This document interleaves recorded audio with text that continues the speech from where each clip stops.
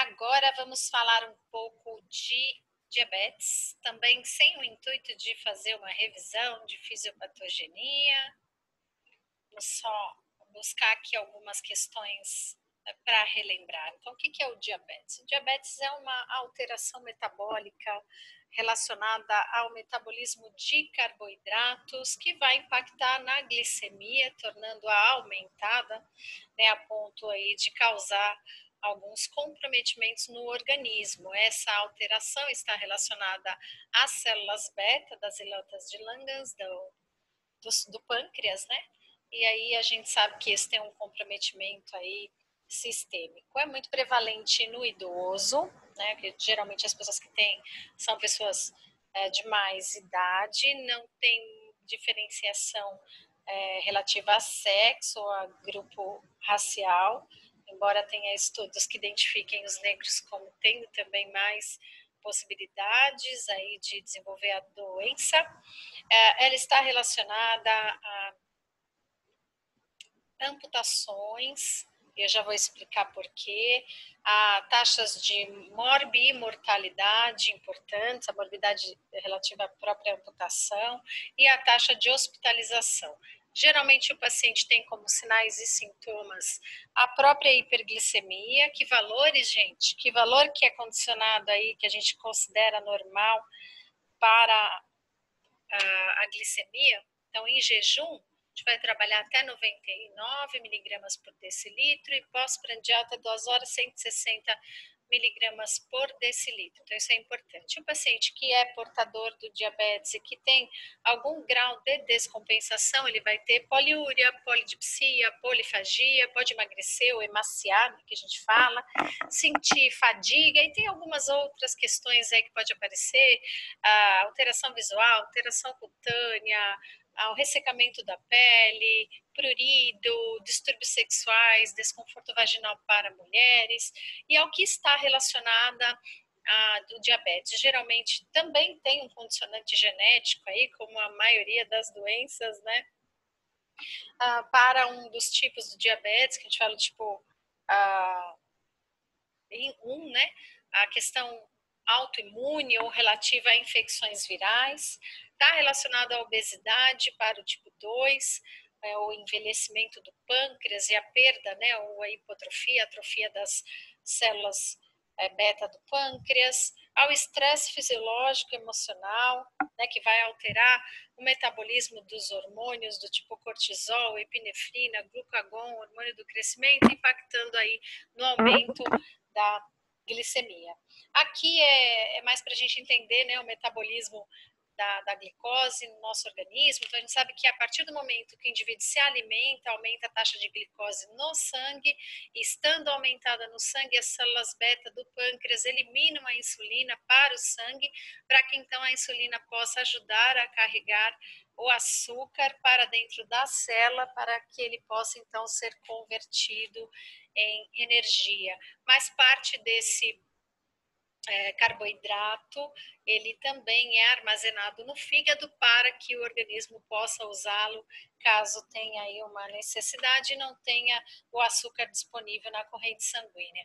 Caso exista uma baixa da taxa de glicose, inibe-se então as células beta, as células alfa vão estimular a produção do glucagon e aí então a liberação dos glicogênios aí, a glicogenólise acontece e o açúcar é liberado no sangue. Então, esse é mais ou menos, né, o metabolismo do açúcar no sangue e qualquer alteração desse tipo pode configurar aí num aumento do índice glicêmico do paciente. Existem também alguns medicamentos que alteram o metabolismo, né, da insulina, por exemplo, diuréticos, né, que vão alterar, corticoides, anticoncepcionais podem alterar o metabolismo, dando aí alguma mudança no índice glicêmico do paciente. Aqui eu coloquei uma figurinha só para a gente trabalhar mais um pouquinho de fisiologia, né? Então aqui está o pâncreas, dentro do pâncreas as células beta, a produção de insulina e a eliminação, né? A excreção da insulina dentro da corrente sanguínea para que então ela possa carregar a glicose para dentro das células. Aqui essa figura também eu gosto bastante porque ela mostra esse essa veiculação, né, do carboidrato para dentro da célula. Então, na verdade, a insulina ela funciona como uma proteína que vai permitir um transporte do carboidrato para dentro da célula, né? Então, a partir do momento que ela se conecta à parede celular, a parede não, a membrana celular, né? Existe uma abertura, né, da passagem do carboidrato do meio extracelular para o meio intracelular, o que vai permitir então que as mitocôndrias aí façam a transformação desse carboidrato em ATP, né? E aí a gente vai pensar nesses valores, né, que tem que estar até admissíveis dentro da corrente sanguínea, sendo considerados normais. Quando o indivíduo tem diabetes, então ele tem um aumento dessa insulina, dessa glicose na corrente sanguínea. Aí pode ser do tipo 1, que geralmente está relacionado a doença autoimune ou doenças virais, e existe um consumo dessas células beta, elas deixam de existir, portanto, de produzir insulina. Então, geralmente, esse indivíduo não tem uma condição favorável de insulina e precisa receber insulina do meio externo para conseguir metabolizar o carboidrato e passar, né, para dentro da célula. Quando eu digo metabolizar, não é quebrar o carboidrato, é permitir o transporte do carboidrato a partir de uma insulina externa. Tá? Então, aqui, ó, que vocês veem essa figura, é uma célula beta sendo atacada pelo sistema imune do indivíduo. Então, uma das hipóteses que tem, né, o ataque autoimune e o consumo, a destruição dessas células beta. Esse indivíduo, justamente por ele não ter condição de carregar a glicose para dentro da célula, é um indivíduo que tem a possibilidade de desenvolver a cetoacidose diabética. Por quê? Porque a partir do momento que o organismo não tem carboidrato dentro da célula para produzir energia, ele vai precisar de uma outra fonte. E a segunda fonte que o organismo escolhe são as gorduras. E a gordura, quando ela é quebrada, ela faz ácido graxo. E o ácido graxo liberado na corrente sanguínea vai acidificar o sangue, produzindo a cetoacidose, no caso diabética. Geralmente, os indivíduos que têm esse tipo de diabetes, eles acabam evoluindo para esse tipo de complicação, que é a cetoacidose diabética. São indivíduos que acabam emagrecendo bastante, porque acabam consumindo a gordura e às vezes até a proteína, por não ter o açúcar dentro da célula, né? Então tem eles acabam fazendo essas vias para a produção de energia. Isso é curioso. Gente, olha, eu não estou explicando detalhadamente o metabolismo, tá? Se vocês quiserem entender mais profundamente, eu dei uma pincelada e pulei várias etapas, é mais para a gente poder relembrar.